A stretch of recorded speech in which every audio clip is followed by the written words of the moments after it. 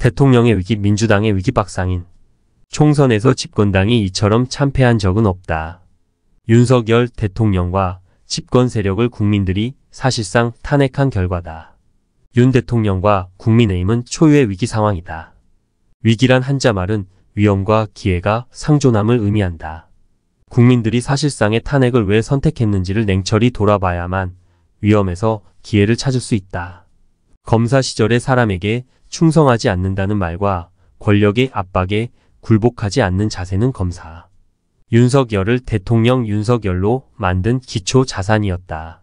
대통령 선거 기간에 드러난 준비되지 않은 대통령이라는 사실에도 불구하고 이런 국민들의 믿음과 기대로 말미암아 대통령에 당선될 수 있었던 것이다. 그런데 지난 2년간 윤 대통령이 국민에게 보여준 것은 자신에게 충성만 하는 사람을 등용하고 독선적으로 통치만 하려는 모습이었다. 사람에게 충성하지 않는다는 말의 진정한 의미가 독선불통옥이었으며 이런 대통령과 추종만 하는 참모, 장관, 국민의힘이 경제도 외교도 모두 망가뜨렸다고 국민들이 판단한 것이다. 또 김건희 여사 의혹이나 채모, 상병 사건 조사 과정에서 윤 대통령의 정의가 얼마나 선택적 정의였는지를 목도했다. 국민적 지지를 받았던 의대 정원 확대도 독단적 통치 행위가 정책 집행 과정에서 부각되면서 오히려 국민적 불안과 불신을 불러왔다. 윤 대통령이 총선 결과를 겸허히 받아들이고 황골탈퇴하는 변화를 보여주지 못하면 더 큰 위험을 본인이 자청할 뿐 아니라 대한민국을 더 큰 위험으로 몰아넣게 될 것이다. 우선 당적을 정리하고 중립내각을 구성해야 한다. 또한 대통령실도 전면 개편하는 인적 쇄신을 단행해야 한다. 차기 대선에 어떤 영향력도 행사하지 말아야 한다. 대한민국이 당면한 당장의 문제를 해결하고 중장기적 비전과 전략을 세울 수 있는 인사를 국무총리로 지명하고 외교 및 국방을 제외한 중립내각에 대한 실질적 제청 권한을 부여해야 한다. 한국 사회와 경제는 제조업 위기, 양극화 저출산 노인 빈곤과 같은 사회 위기, 탄소 중립으로 이행 위기, 미중 대립과 공급망 재편 등 지정학적 위기에 직면했다. 그러나 이런 위기 결과가 아직 쉽게 인지될 정도로 나타나지 않고 있기에 정치권은 이를 정치 의제화하기를 꺼린다. 어려운 문제이고 대응엔 많은 사회적 비용과 갈등이 야기될 수 있어서다. 그러나 더 이상 미룬다면 한국 사회와 경제는 돌이키기 어려운 파멸적 결과를 맞이할 것이 분명하다. 윤석열 정부가 남은 3년 동안 이에 천착해 경제사회적 구조 개혁과 필요한 입법을 추진한다면 윤 대통령에게도 대한민국에도 이번 총선은 전화위복의 계기가 되는 것이다. 총선에서 압승한 더불어민주당에는 기회의 창이 열렸다. 그러나 민주당이 좋아서 국민들이 표를 몰아줬다고 생각한다면 헛다리를 짚는 것이다. 민주당이나 조국혁신당 역시 총선 기간 동안에 우리 사회의 문제에 대한 제대로 된 진단과 처방을 제시하지 못했다. 선거운동 기간에 이재명 민주당 대표는 채소 가격이 오른 제일 큰 이유는 전기요금 때문이라고 했다고 한다. 전기요금이 신선물가 급등의 주요 원인이라고 생각하는 전문가는 없을 것이다. 그런데 더 심각한 것은 아리백 국가를 총선 기후 공약으로 내건 민주당의 입장과 상충된다는 점이다.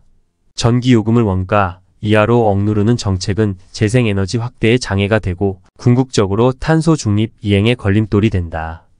대기업 노동자 임금 동결과 이를 위해 대기업에 세제 혜택을 주자는 조국 혁신당의 사회연대임금제도 황당무계한 공약이었다.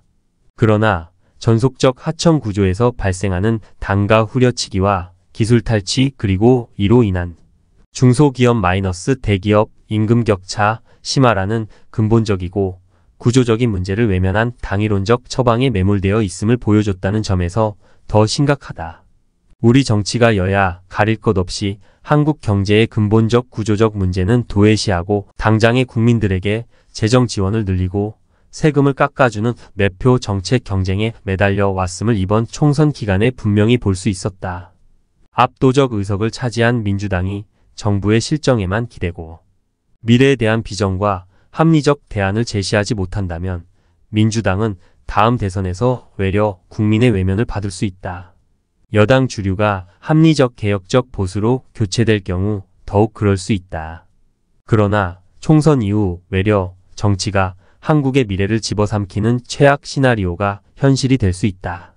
밀리기 싫어하고 독선적인 윤 대통령이 선거, 사범, 이재명 대표, 사법 처리 등을 빌미로 사정정국으로 국면 전환을 꾀하고 야당과 정부가 대립하고 정쟁과 매표 경쟁에 매몰되었던 제21대 국회 상황이 반복될까 걱정이다.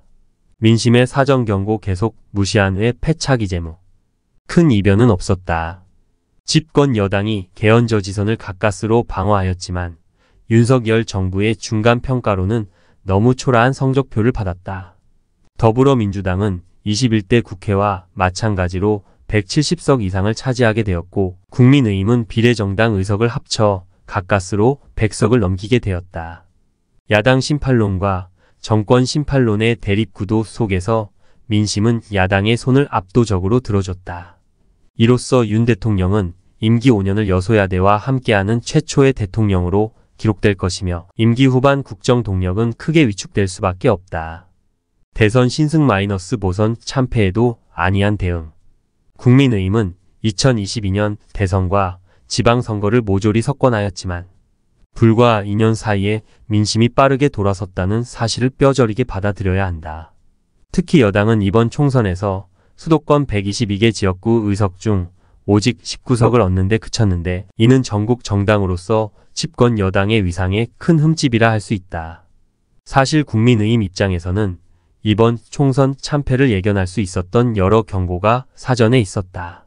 애초에 지난 대선의 0.73%포인트 표차라는 결과 자체가 승자의 지지 기반이 취약하다는 사실을 함의했고 게다가 총선에서 가장 많은 의석을 갖는 경기도에서는 2년 전 선거에서도 야당의 지지율이 밀렸다. 서울시장 선거와 관내 17개 구청장 선거에서도 승리는 하였지만 결과를 자세히 보면 아슬아슬한 우위인 경우가 많았다. 그런 가운데 총선을 6개월 앞두고 지난해 실시된 서울 강서구청장 보궐선거에서 국민의힘은 참패하며 민심의 경고를 사전에 학습할 경험을 하였지만 그렇게 허락된 절치부심의 기회를 제대로 살리지 못하고 또다시 야당의 정권심판론 프레임에 갇히게 된 것이다. 정권심판의 대상은 대통령과 여당을 포함하지만 집권당 내부에서 대통령실에 대해 이견을 낼 수 없는 위계적이고 폐쇄적 구조라면 민심 위반의 궁극적 책임은 대통령실 쪽에 더 실린다. 실제로 한 달 전에만 해도 국민의힘의 총선 전망이 나쁘지만은 않다는 조사 결과들이 나오기도 하였으나 호주 대사 임명권과 대파갑 발언 논란 등 용산발 지지율 악재가 터지면서 다시금 정권 심판론이 부상하였다. 그런데 지난 2년간 대통령 국정 수행 지지율을 보면 이번 총선의 정권 심판론은 충분히 예상할 수 있었다. 예컨대 한국갤럽 정기조사 결과에 따르면 윤 대통령의 국정 수행에 대한 부정 여론은 줄곧 60%를 넘나들었다. 하물며 가장 최근 조사를 보면 여당의 지역 기반인 TK 지역을 제외한 전국에서 그리고 70대를 제외한 전 연령대에서 부정 여론이 긍정 의견을 압도하였다. 그렇다면 대통령에 대한 부정 여론의 주된 이유는 무엇일까? 같은 조사를 보면 다수 응답자가 부정평가의 이유로 우선 경제와 민생을 꼽으면서도 동시에 독단적일방적 통치 스타일이나 소통, 미흡 등 불통과 협치 의지 부족을 높은 빈도로 꼽았다. 경제와 물가 문제가 당정만의 단독 책임은 아닐지 몰라도 그 민생 문제에 대한 당장 해결책이 아쉬운 당정은 입법부 내 다수 의석을 점유하고 있는 야당과 머리를 맞대고 소통하는 노력은 보였어야 한다. 즉, 유권자에게 야당 심판론을 호소하려면 적어도 민생 문제 해결을 위해 야당을 향해 최선의 노력을 다하는 정부, 여당의 모습을 적극적으로 보여주었어야 한다는 것이다. 초라한 중간평가, 성적 협치는 필수. 이번 총선 결과를 통해 나라가 정파적으로 또 지역적으로 양분되어 있음을 재확인할 수 있었다. 평범한 시민들은 야당의 입법 독주와 대통령의 반복된 거부권으로 정치가 공전하는 지난 2년이 재현되기를 바라지는 않을 것이다.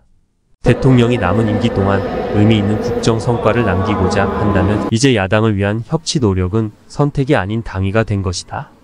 소통하는 대통령실을 지향하며 청와대 용산 이전을 결단했던 초심을 되찾아야 할 것이다. 이제는 타협과 협력의 시간 조윤제. 한국 사회는 수렁에 빠져 있다. 심한 분열과 갈등과 불신, 미래에 대한 불안, 집단 이기주의, 유착과 담합을 통한 기득권 방어가 우리 사회에서 일상화됐다. 양극화는 심해졌고 흑수저금수저란 말이 상징하듯 계층 간 사다리는 좁혀져 있다. 과거의 역동성이 사라지며 이미 한국의 경제 성장률은 세계 평균 성장률을 밑돈 지 오래다. 그러나 정치는 이에 대한 바른 진단과 대책을 내놓기보다 분열과 증오를 증폭시키며 증세를 악화시켜 왔다. 그 결과 한국은 아무것도 해결되지 않는 사회, 정체 사회가 되어 있다. 5년마다 바뀌는 단임 정권은 한국 사회 전반의 시계를 단기화했다. 정권이 바뀔 때마다 주요 공직자뿐 아니라 공공기관장, 각종 단체장, 대주주 없는 금융기관장, 심지어 장기적 안목으로 국가 정책을 연구해야 할 국책연구원장들도 따라 바뀌게 된다. 국가의 지도층에서부터 짧은 임기 내에 그들의 사적 목표를 우선시하며 단기적 포퓰리즘, 장기적이며 구조적인 문제들의 방치, 도덕적 해이가 깊이 퍼져 있다. 한국 사회는 깊은 수렁에 빠져 있어 사회 전반적 개혁 없이는 못 벗어나. 국가 지배구조, 정치 질서 바뀌어야 대화 타협 통한 변화가 총선의 민의. 한국 사회, 경제, 정치가 안고 있는 오늘의 문제는 갑자기 이 땅에 뚝 떨어져 생겨난 문제들은 물론 아니다. 근대화와 압축성장 과정에서 정부가 도입해 온 제도와 정책이 한국인의 행동 양식, 문화, 관행, 국내외 환경의 변화와 상호작용을 일으키며 오늘날의 현상들로 나타나게 된 것이다. 한 국가와 사회는 늘 연속선을 그리며 변화, 발전한다. 지난 60년간의 한국 경제는 그 상승의 기울기와 하강의 기울기 모두 과거. 산업혁명 이후 어떤 선진국이 그려온 상승과 하강의 모습보다 가파르다. 제도와 정책, 그리고 이의 운영 방식이 국가의 영고성세를 결정한다. 향후의 기울기는 지금 우리가 어떤 제도와 정책을 도입하며 국가 사회의 전통과 기풍을 만들어 갈 것인지에 달려 있다. 아무리 좋은 정책과 제도에 대한 논의가 있어도 이것이 정치 과정을 통해 입법화되고 도입되지 않으면 아무 소용이 없다. 그러한 정치 과정은 결국 국가의 권력 구조, 정당 문화, 언론, 시민의식에 영향을 받게 된다. 우리의 정치와 제도, 정책이 지금과 같이 지속되면 한국의 병은 더 깊어질 것이다. 오늘날 우리가 당면하고 있는 문제들은 그 뿌리들이 매우 깊고 서로 연결되어 있어 종합적 접근과 처방을 필요로 한다. 그동안 우리 사회 전반을 지배해온 보상과 유인체계는 더 이상 역동적이며 건강한 한국의 미래를 열어가기에 적합하지 않다. 관료 시스템이 흔들리고 인재의 흐름과 국가 자원의 배분이 왜곡되며 도덕적 해이가 만연해 있다. 지금 이 시대 상황에 맞게 근본적으로 재구성할 필요가 있다. 지금 우리 사회는 정치, 경제, 사회, 사법 전반에 걸친 대혁신을 요구하고 있다. 그런 국민의 인식이 이번 총선에서도 나타난 것으로 보인다. 위기의식, 큰 변화가 있어야 한다는 것을 나타내고 있다. 그러나 이러한 대혁신을 이룰 수 있으려면 무엇보다 정치 문화와 국가지 배구조의 개편이 불가결하다. 여, 야, 진보, 보수 진영 간의 극한적 대립 방식, 상대방이 하는 일을 어떻게든 반대하고 끌어내려야 내게 기회가 오는 정치 구조를 가지고는 제대로 이 시대가 요구하는 개혁과 혁신을 추진해 나갈 수 없다. 민주주의는 한계가 많은 제도이다. 그것이 생산적으로 작동하기 위해서는 타협과 협력의 문화가 필수적이다. 우리 정치는 이제 1987년 민주화 이후 지난 37년간의 역사에서 교훈을 찾고 그러한 성찰 위에서 오늘을 바꾸고 미래를 설계해야 한다.